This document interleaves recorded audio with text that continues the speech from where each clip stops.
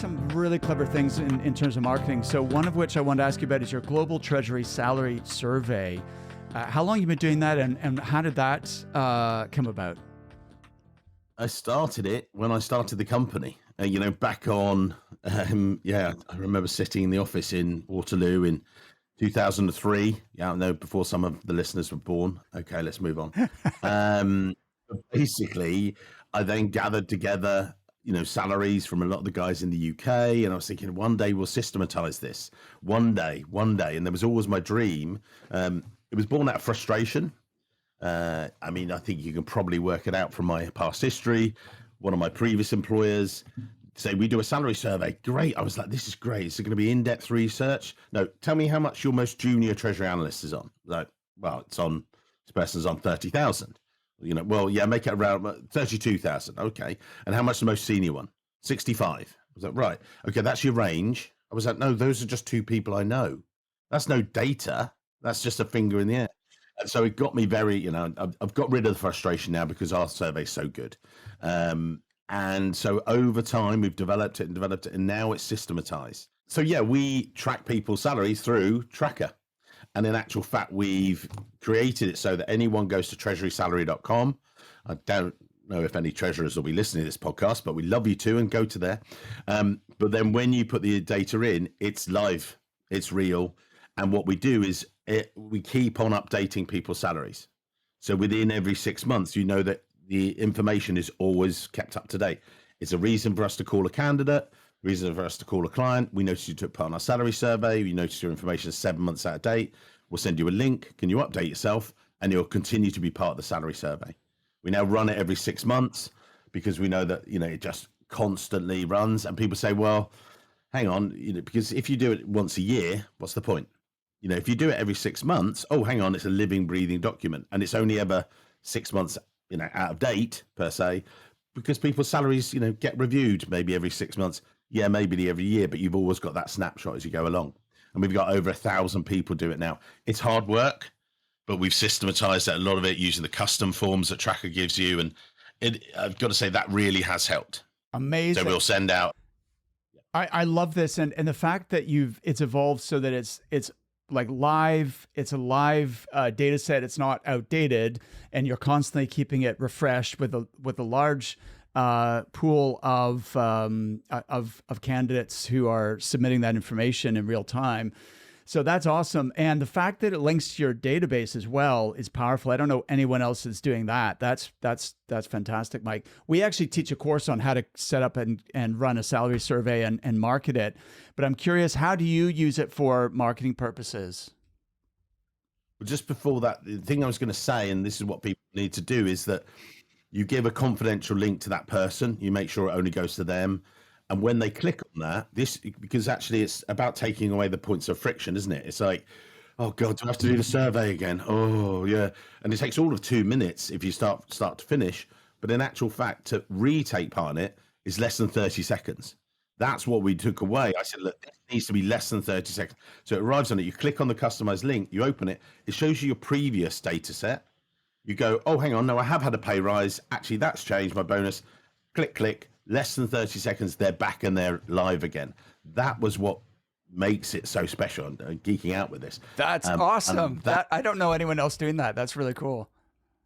You guys can do it. And it is hard work. And we've done this and we work with the guys at Tracker and it works now.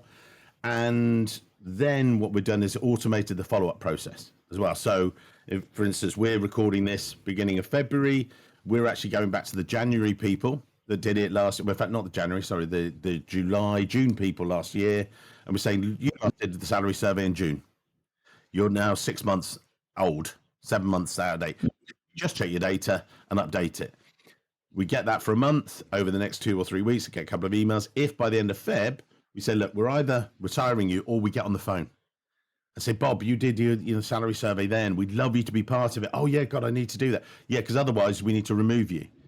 And actually, and how are you doing? How's your job search? You're recruiting. Oh, it'd be great to chat. And also, you've got a reason to call them. And then this reason, exactly as you say there, you've got a piece of valuable data to give them.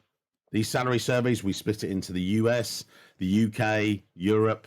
It then produces all sorts of other information, blogs, anything and everything. We sometimes talk about it on the podcast. We talk about it at conferences. It can be a bit dry sometimes. You go, well, these salary survey for treasury analysts is this, but in fact, what you do is you can just compare between different territories. We've seen the US, inflation busting rises for people over there. It's keeping pace with inflation in the UK, in Europe. Yeah, it depends on the countries. To be honest, we see a drift more Eastern Europe. Some of the treasurers moving out there. So, but again, it gives you. If I come back to it, a practical example. In the UK, we recently had a client said we'd like to recruit a treasury analyst. We'd like to pay them 45 or whatever it was, and we said, okay, so what you want to pay below average then? What do you mean below average?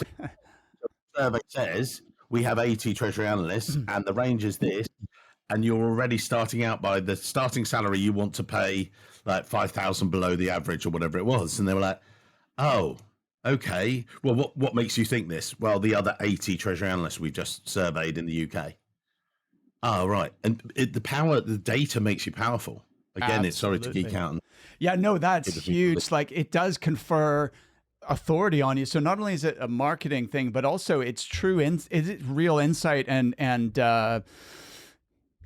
market intelligence that you can bring to your clients that nobody else is offering, that makes you the authority. So I love that. It does. A lot of recruiters will say, oh, your salary is below market, right? Below market rate. But the client isn't necessarily going to believe the recruiter because we stand to gain if they have a higher salary, right? But you're pointing to actual data and it's a lot more credible, and they're just going to, how can you argue with that? That's fantastic.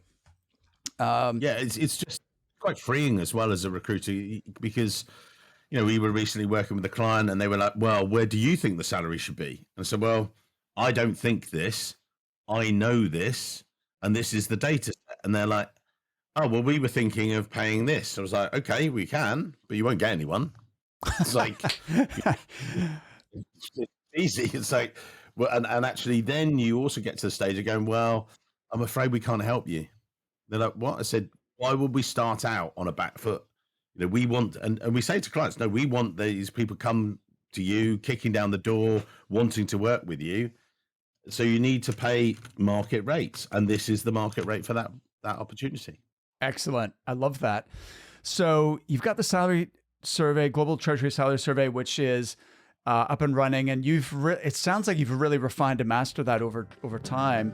How long have you been going with your podcast, and what inspired you to launch that?